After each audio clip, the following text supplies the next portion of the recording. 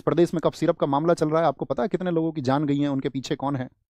हम लोगों की भावनाएं मर चुकी हैं, हम बस कठपुतली बन चुके हैं और हम सवाल करना भूल गए हैं। और हमको लगता है, मैं ये कहता हूं कि इस देश का जो जागरूक वर्ग है, जो बौद्धिक वर्ग है, उसे हमेशा सत्ता के या विपक्ष के गलत चीज़ों के हमेशा विरोध में रहना चाहिए। उसे बोलना चाहिए कि हाँ, यहाँ पर यह गलत हो रहा है। और जब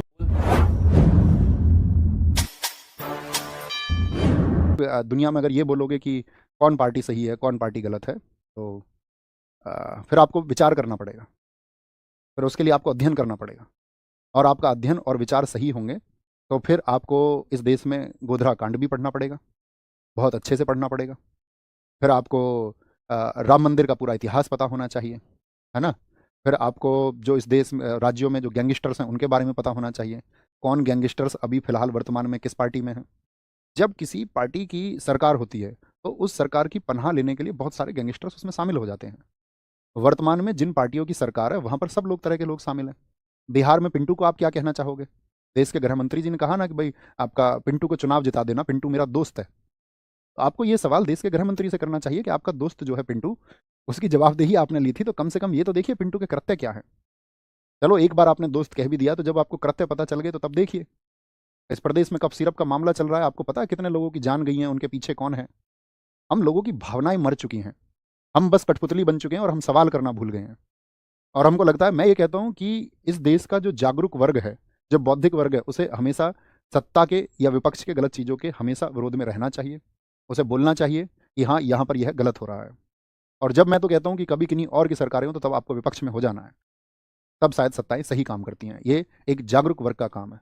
और यदि हम जागरूक भी नहीं हो सकते और हम चीज़ों के बारे में कुछ जानना भी नहीं चाहते, बस ये है कि हम तो एक प्रेजुडाइज के शिकार हैं, एक पूर्वाग्रह के शिकार हैं, तो मेरे दोस्त, ना तो मैं कुछ कर सकता हूँ, ना इस दुनिया में कोई कुछ और कर सकता है।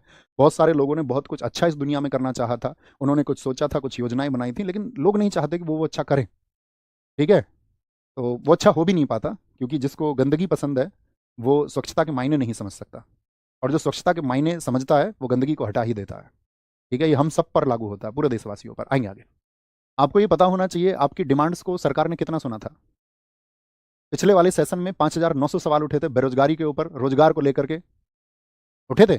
आप कहोगे नहीं भैया जी, कुल प्रश्न उठे लगभग 6,000, और उन 6,000 उठे प्रश्नों पर बेरोजगारी और हम युवाओं की बात करने वाले प्रश्नों की संख्या मात्र 6 थी, और वो 6 भी विपक्ष ने उठाए थे। वो 6 भी विपक्ष ने उठाए थे। आपके पक्ष में राहुल गांधी जी संसद में बोले थे। आपके पक्ष में कौन बोला जाकर के, ये देखिए एक बार। आपकी बात को किसने दरकिनार किया, ये देखिए आप। मैं तो नहीं हो सकता, चाह के भी नहीं हो सकता।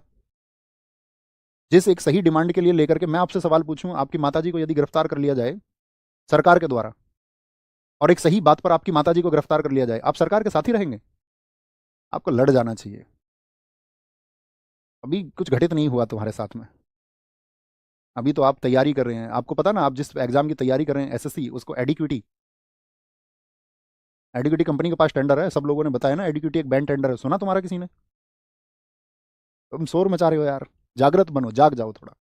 नहीं जागोगे तो कुछ नहीं हो सकता। एक समय पे जर्मनी में हिटलर भी लोगों को प्रिय था। उनको लगता था कि हाँ, यही हमारा मुक्तिदाता है। ठीक है? वो लगता है, सबको लगता है। आपको नहीं लगता है? आपको भी लगता है तो मैं ये सोचूंगा कि आप भी, कोई दिक्कत नहीं है, हम सब कहीं ना कहीं किसी ना किसी पक्ष में खड़े दिखाई देंगे।